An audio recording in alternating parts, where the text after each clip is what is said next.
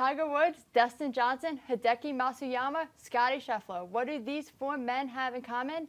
They are all some of the greatest golfers in the world who up to 40,000 people traveled to Augusta, Georgia to watch these men play in the 2022 Masters Golf Tournament this past weekend. Hello everyone and welcome back to Penn State Sports Night. I'm Olivia Kormna, joined by Lexy Leidlein and Andrew Destin, and we're here to break down the 2022 Masters. Lexy, I'll start with you on this one. Everyone was talking about Tiger Woods and whether or not he would play. How do you think he handled the pressure and leading up to his name? Well, considering him being 46 and what he's overcome in over a past year, I think him even playing was the biggest feat. Him, finishing 49th was great as well. But let's go back to just over a year ago. Tiger Woods getting that huge car accident in the end of February.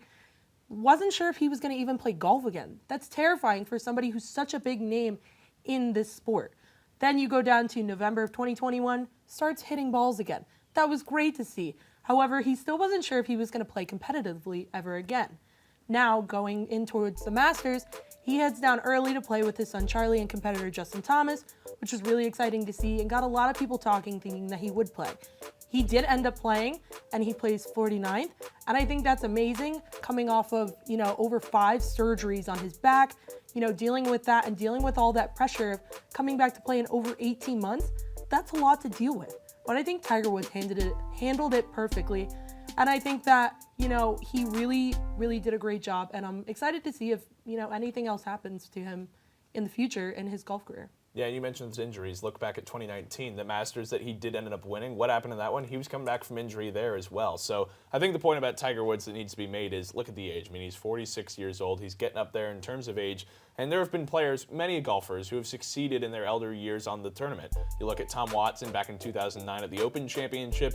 Heck, he was in the leaderboard. He forced a playoff at 59 years old. But with Tiger Woods, he's 46, and that's a lot of mileage on that 46-year-old body, given those injuries like you mentioned, and especially so at the most recent one, the car crash. So I'm not surprised by the performance at the Masters. It was a gutsy one. It was pretty impressive to watch, but you have to wonder at what point does Tiger hang it up? It's not in his DNA. He's been doing this his entire life, but given everything that he's been through and how difficult it is to come back, I have my doubts about how much longer he'll be able to do it. He'll probably prove me wrong because he's been doing that his whole career, but what Tiger was able to do to come back in some fashion, impressive, but still pretty far down the leaderboard. It's definitely impressive that he was able to come back due to his age. Scottie Scheffler, on the other hand, won it at 10 under par.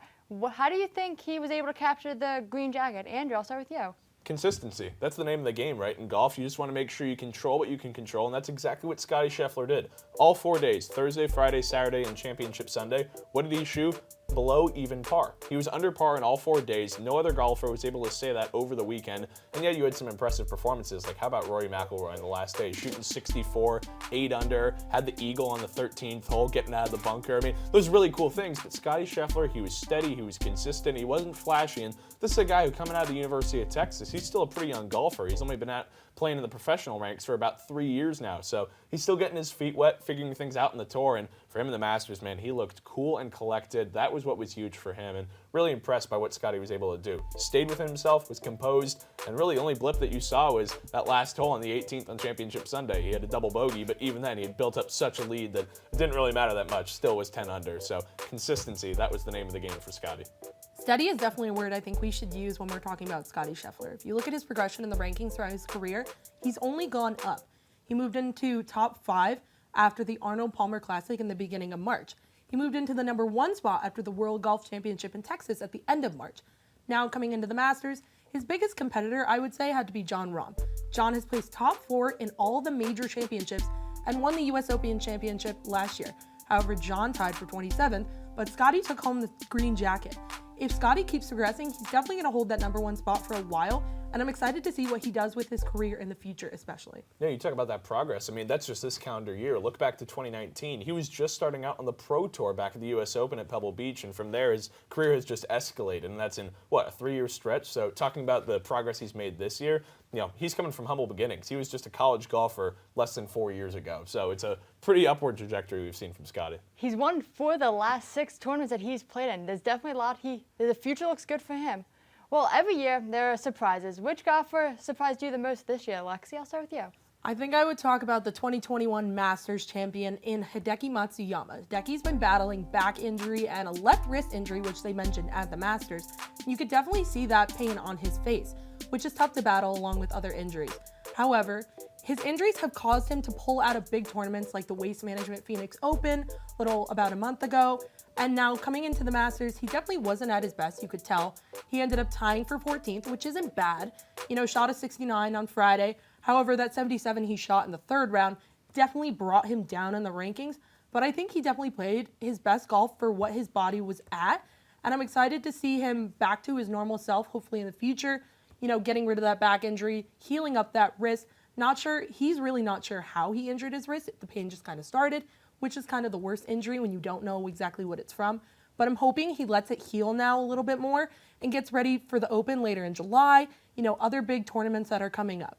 You talk about showings in big tournaments. How about what we saw from Rory McIlroy on that last day? And listen, I know he fell behind the first 3 days just because he was playing so-so golf, but man, we already talked about it. 8 under on the last day, gets that eagle on the 13th hole. You look at what he was able to do. I mean, I really do think what Rory McIlroy, he was such a sensation in the early 2010s. He won a Masters, he won a couple Open championships, the US Open. I mean, he was really soaring and really surging as a golfer, kind of tapered off. Since 2014, this was his highest finish. You look at the last 8 years, the body of work, it's always been what could Rory be if he puts it all together. His work with the irons has never been in question, but it's off the tee and his ability to finish with his short game. When he's on the dance floor, when he's on that carpet, putting it all together for Rory, it's been somewhat of a struggle for him. So his ability to put it together on that last day, I think that really bodes well for his confidence. I'm curious how Rory's able to go and progress through the rest of the season. Sorry, I definitely have to say, I definitely agree with you saying Rory kind of fell off the map for a while. Right. I remember when I was a little younger, I noticed him being one of the bigger names along with Phil Mickelson,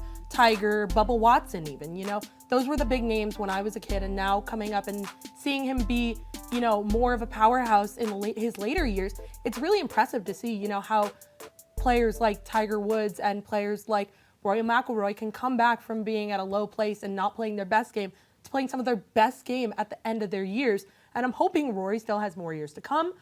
I definitely think he does. He's really not that old. And I really want to see him play more and play at this level in the future as well. Those are both players that also surprised me throughout the weekend. Well, that's all the coverage we have for the Masters. For Lexy Leidlein and Andrew Destin, I'm Olivia Kormna. Thanks for watching and have a great night. Hey everybody, thank you for tuning into this edition of Penn State Sports Night. We hope you liked that segment. And we're sure there's other Penn State Sports Night segments that you are going to love as well. Be sure to subscribe to our YouTube channel for more content. And check us out on social media for updates and behind-the-scenes clips and pics. Follow us on Twitter at PSSN TV and on Instagram at PSU Sports Night to keep up with all the action. For all of us here at the Belisari Media Center, we are Penn State Sports Night.